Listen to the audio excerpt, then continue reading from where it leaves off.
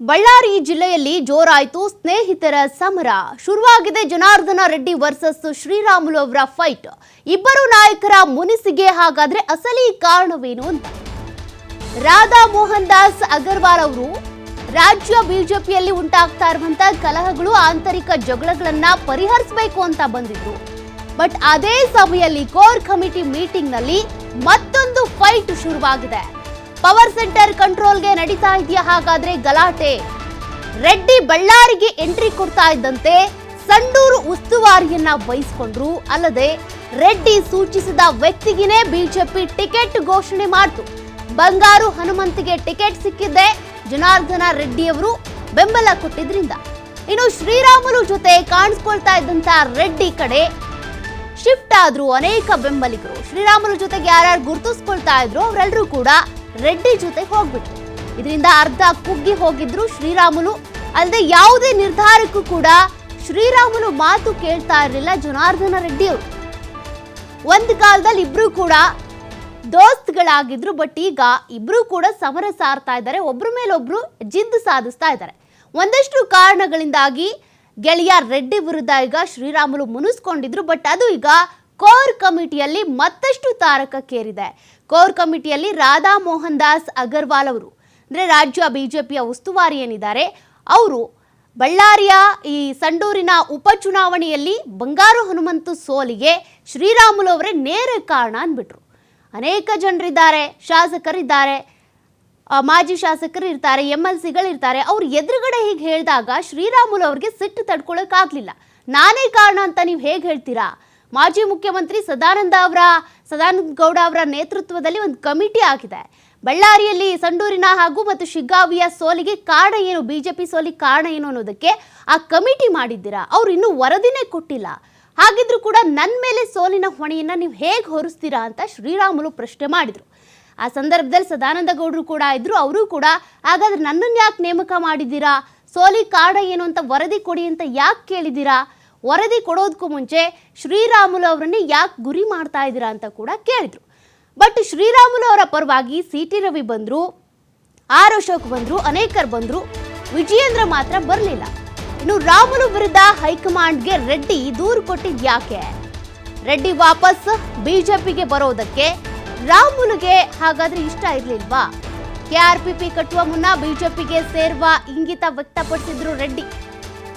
ಆದ್ರೀಗ high command ಜೊತೆ ರಾಮುಲು ಮಾತನಾಡಿಲ್ಲ ಅಂತ ಬೇಸರ ವ್ಯಕ್ತವಾಗ್ತಾ ಇದೆ. ಇದೇ ವಿಚಾರಕ್ಕೆ ಗೆಳೆಯ ರಾಮುಲು ವಿರುದ್ಧ ಕೋಪಗೊಂಡಿದ್ದ ಜನಾರ್ದನ ರಾಜಕೀಯವಾಗಿಯೇ ವಾಲ್ಮೀಕಿ ನಾಯಕನಿಗೆ ಶಾಕ್ ಕೊಡುವುದಕ್ಕೆ ಶಪಥ ಮಾಡಿದಂತೆ ಕಾಣಿಸ್ತಾ ಇದೆ. ಹೀಗಾಗಿ ಸಂಡೂರು ಉಸ್ತುವಾರಿಯನ್ನ ಹೊತ್ಕೊಂಡಿದ್ರು ಜನಾರ್ದನ ರೆಡ್ಡಿ. ಬಟ್ ಸಂಡೂರು ಉಪಚುನಾವಣೆಯಲ್ಲಿ ಬಂಗಾರು ಹನುಮಂತು ಸೋಲನ್ನ ಕಂಡ್ರು. ಬಂಗಾರು ಹನುಮಂತು ಸೋಲಿಗೆ ಶ್ರೀರಾಮುಲು ಅವರೇ ನೇರ ಕಾರಣ ಅಂತ ಮೊನ್ನೆ ನಡೆದಂತ ಬಿಜೆಪಿಯ ಕೋರ್ ಕಮಿಟಿ ಸಭೆಯಲ್ಲಿ ರಾಧಾ ಮೋಹನ್ ದಾಸ್ ಅಗರ್ವಾಲ್ ಅವರು ಹೇಳ್ಬಿಟ್ರು.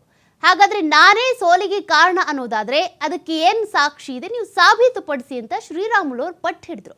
ಜನಾರ್ದನ ರೆಡ್ಡಿ ಅವರು ರಾಧಾ ಮೋಹನ್ ದಾಸ್ ಅಗರ್ವಾಲ್ ಅವರ ಕಿವಿ ಊದಿದ್ದಾರೆ. ನಾನೇ ಇಲ್ಲಿ ಬಳ್ಳಾರಿಯ ಸಂಡೂರಿನ ಉಪಚುನಾವಣೆಯಲ್ಲಿ ಸೋಲಿಗೆ ಕಾರಣ ಅಂತೇಳಿ, ಹೀಗಾಗಿನೇ ವರಿಷ್ಠರು ನನ್ನ ಮೇಲೆ ಈ ರೀತಿಯಾಗಿ ಬೇಸರ ವ್ಯಕ್ತಪಡಿಸಿರೋದು. ನನ್ನ ಪರವಾಗಿ ವಿಜಯೇಂದ್ರ ಅವರು ಕೂಡ ನಿಲ್ಲಿಲ್ಲ. ಉಪಚುನಾವಣೆಯ ಸಂದರ್ಭದಲ್ಲಿ ನಾನು ಶ್ರಮ ವಹಿಸಿದ್ದೇನೆ, ಪ್ರಾಮಾಣಿಕವಾಗಿ ದುಡ್ದಿದ್ದೀನಿ. ಹಾಗಿದ್ರೂ ಕೂಡ ಈ ರೀತಿ ನನ್ನ ಮೇಲೆ ಆರೋಪ ಮಾಡೋದು ಎಷ್ಟು ಸರಿ ಅಂತ ಶ್ರೀರಾಮುಲು ಅವರು ಬೇಸರವನ್ನು ಹೊರ ಹಾಕಿದ್ರು. ಇನ್ನು KRPP ಕಟ್ಟುವ ಮುನ್ನ ಬಿಜೆಪಿ ಸೇರುವಂಥ ಇಂಗಿತವನ್ನು ವ್ಯಕ್ತಪಡಿಸಿದ್ರು ರೆಡ್ಡಿ ಅವರು.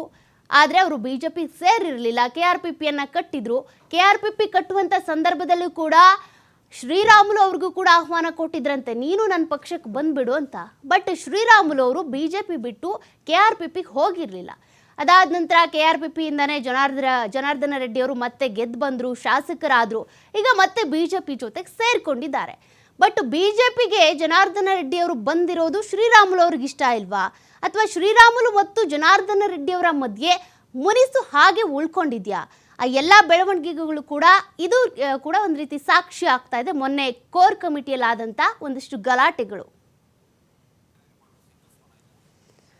ಮತ್ತಷ್ಟು ಡೀಟೇಲ್ಸ್ ಕೊಡ್ತಾರೆ ಪ್ರತಿನಿಧಿ ಸಿದ್ದು. ಈಗಾಗಲೇ ಜನಾರ್ದನ ರೆಡ್ಡಿ ಮತ್ತು ಶ್ರೀರಾಮುಲು ಒಂದು ಕಾಲದಲ್ಲಿ ಒಳ್ಳೆ ಸ್ನೇಹಿತರಾಗಿದ್ರು. ಬಟ್ ಈಗ ಈ ಸಂಡೂರಿನ ಉಪಚುನಾವಣೆಯ ಸೋಲಿನ ಬಳಿಕ ಮತ್ತೆ ಇವರಿಬ್ರು ಕೂಡ ಸೇಡನ್ನ ಸಾಧಿಸ್ತಿದ್ದಾರಾ, ಸ್ನೇಹಿತರ ಬದಲಾಗಿ ಈಗ ದುಶ್ಮನ್ ಆಗಿದ್ದಾರಾ ಅಂತ? ಖಂಡಿತವಾಗ್ಲೂ ಸೌಖ್ಯ. ಬಳ್ಳಾರಿಯಲ್ಲಿ ಜನಾರ್ದನ್ ರೆಡ್ಡಿ ಮತ್ತು ಪಿ ರಾಮುಲು ಇವರಿಬ್ಬರು ಒಳ್ಳೆ ಆತ್ಮೀಯ ಸ್ನೇಹಿತರಾಗಿದ್ರು ಅಂತಾನೆ ಹೇಳ್ಬೋದು. ಯಾಕಂದ್ರೆ ಸಾಕಷ್ಟು ವರ್ಷಗಳಿಂದ ಕೂಡ ಒಬ್ಬರನ್ನೊಬ್ರು ಬಿಟ್ಟಿರದೇ ಇರುವಂತವ್ರು ST ಸಮುದಾಯದ ಪ್ರಮುಖ ನಾಯಕರು ಕೂಡ ಆಗಿರುವಂತದ್ದು ಹೌದು.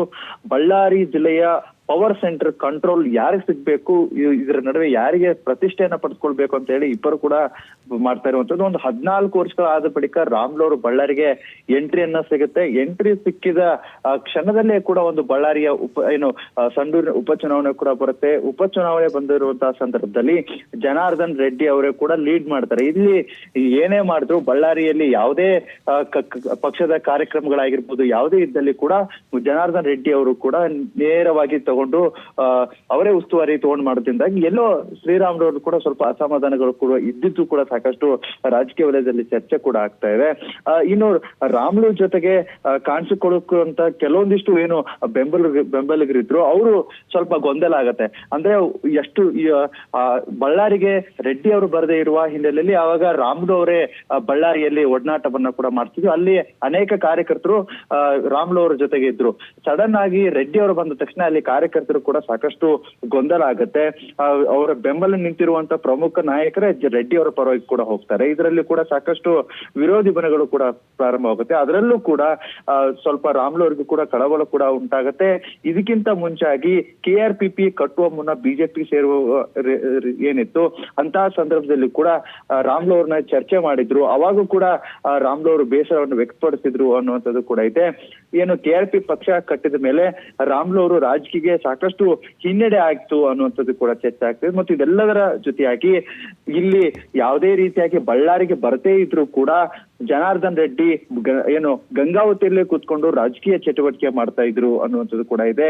ಇದ್ರೆಲ್ಲದಕ್ಕೂ ಸಾಕಷ್ಟು ಇಲ್ಲಿ ನಾನು ಓಡಾಟವನ್ನ ಕೂಡ ಮಾಡ್ತಾ ಇದ್ದೆ, ಪಕ್ಷಕ್ಕೋಸ್ಕರ ಕೆಲಸವನ್ನ ಕೂಡ ಮಾಡಿದ್ದೀನಿ. ಇದೆಲ್ಲವನ್ನು ಕೂಡ ಇದ್ರು ಕೂಡ ಸಂಡೂರು ಉಪಚುನಾವಣೆಯಲ್ಲಿ ಸೋಲಿಗೆ ನಾನ್ ಕಾರಣನಾಗಿದ್ದೇನೆ ಅಂತ ಪರಾಜಿತ ಅಭ್ಯರ್ಥಿಯಾಗಿರುವಂತ ಬಂಗಾರ ಹನುಮಂತು ಏನಿದ್ರೆ ಮೊನ್ನೆ ನಡೆದಿರುವಂತಹ ಕೋರ್ ಕಮಿಟಿ ಏನಿತ್ತು, ಕೋರ್ ಕಮಿಟಿಯಲ್ಲಿ ಈ ವಿಷಯನ್ನ ಪ್ರಸ್ತಾಪ ಕೂಡ ಮಾಡಿದ್ದಾರೆ.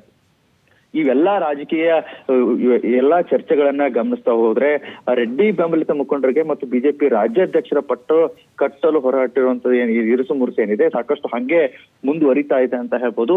ಈಗ ಸದ್ಯ ಬೆಂಗಳೂರಿನಲ್ಲಿ ಸುದ್ದಿಗೋಷ್ಠಿ ಮುಗಿತಾ ಇದ್ದ ಹಾಗೆ ಇಲ್ಲೂ ಕೂಡ ರಾಮುಲು ಅವರು ಕರೆಸಿ ಮಾಧ್ಯಮದವರ ಜೊತೆಗೆ ಮಾತನಾಡಿರ್ತಾರೆ. ಅವರ ಅಸಮಾಧಾನವನ್ನ ಕೂಡ ಹೇಳ್ಕೊಂಡಿರುವಂತದ್ದು. ಆದ್ರೆ ಮುಂಬರುವ ದಿನಗಳಲ್ಲಿ ಶ್ರೀರಾಮುಲು ಏನಿದ್ದಾರೆ, ಶ್ರೀರಾಮುಲು ಅವರ ನಡೆ ಯಾವ ಕಡೆ ಅಂತ ಹೇಳ್ಬಿಟ್ಟು ರಾಜಕೀಯ ವಲಯದಲ್ಲಿ ಕೂಡ ಸಾಕಷ್ಟು ಚರ್ಚೆ ಆಗ್ತಾ ಇದೆ. ನೀತಿ, ಥ್ಯಾಂಕ್ ಯು ಸಿದ್ದು ಡೀಟೇಲ್ಸ್ಗೆ.